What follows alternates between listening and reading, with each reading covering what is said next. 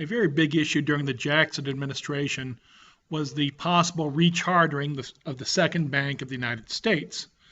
But to really understand the Second Bank of the United States, we need to go back to the First Bank of the United States and understand the fights that went on before it was chartered and what its focus and purpose. The First Bank of the United States was chartered during the Washington administration in powers under Article 1, Section 8, Clause 18, which was called the Necessary and Proper Clause, which eventually became known as the Elastic Clause. Washington's administration was not unanimous in support for creating a national bank.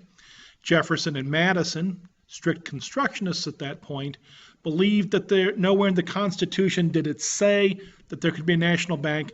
Therefore, there is no power to create it. Simply put, if it doesn't say it, you can't do it. On the other hand, Alexander Hamilton, a loose constructionist, believed Article 1, Section 8, said, look, it says that we can do all things necessary and proper to provide for the general welfare. Hamilton reasoned then that a national bank controlling currency, stabilizing finances was very necessary and proper for the general welfare of the country and thus constitutional. Washington sided with Hamilton. Congress passed the Bank of the United States, and it was chartered for 20 years. Later, during the Madison administration, it will be rechartered for another 20 years. By the time that Andrew Jackson was running for re-election in 1832, it was near time to recharter the Bank of the United States. The Second Bank, established in 1816, was due to be rechartered in 1836.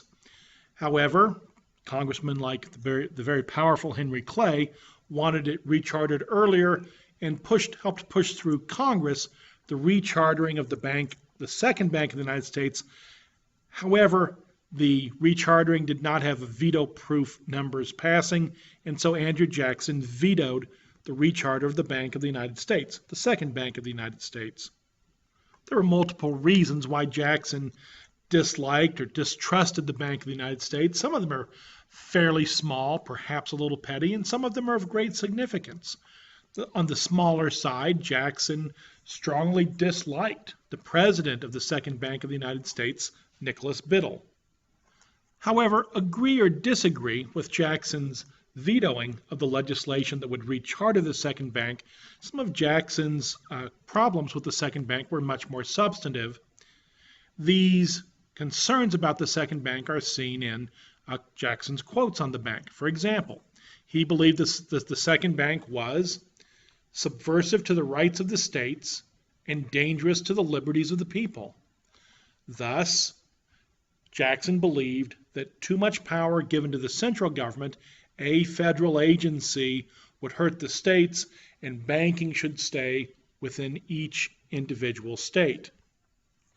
Thus, Jackson takes an anti-federalist kind of view on the powers of the government, and in this case, the power of the Second Bank of the United States, which Jackson thought was too significant. Furthermore, Jackson believed, as quoted, that the Second Bank improved the fortunes of commercial and industrial businesses at the expense of farmers and laborers. That is, he believed that in practice, that the Second Bank of the United States hurt agricultural interests, hindered the common man, and was run by and for Eastern commerce, Eastern financiers, and didn't really care about the Western states such as Jackson's own native state of Tennessee.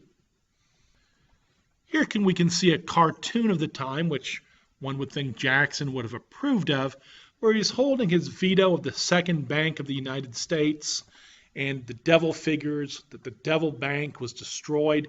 And it appears, you can see these large columns, that there's a biblical analogy that the veto of the Second Bank of the United States is running the money changers from the temple, a biblical reference to the problem with money changers, bankers, financiers. The aftermath of the veto of the Second Bank of the United States is very significant. From when it expires in 1836 to the creation of the Federal Reserve in 1914, our country will go almost 8 decades without a central bank. The challenge to that is when we have financial panics, as they were called in the 19th century, or recessions, as we might call them today, there is no steadying influence, no bank, no national bank to lower interest rates to stimulate the economy, let alone today's quantitative easing to stimulate the economy. Now, we can believe today that the Federal Reserve acts appropriately or it acts inappropriately. We can support or not support its measures, but there is no question that there is a central bank in existence to try to lessen the severe effects of recession and try to encourage ongoing expansion and productivity.